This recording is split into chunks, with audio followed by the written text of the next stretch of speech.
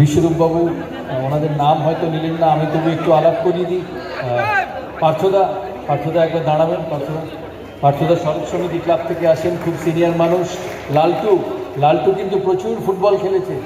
লালটু এখন হয়তো ডালহাউসি ক্লাব থেকে আসে, কিন্তু লালটু প্রফেশনাল ফুটবলার, ইস্ট বেঙ্গল মোহনবাগান খেলছে বহুদিন ধরে। বাপ্পাদা নর্থ 24 পরগনা থেকে রিপ্রেজেন্ট করেন।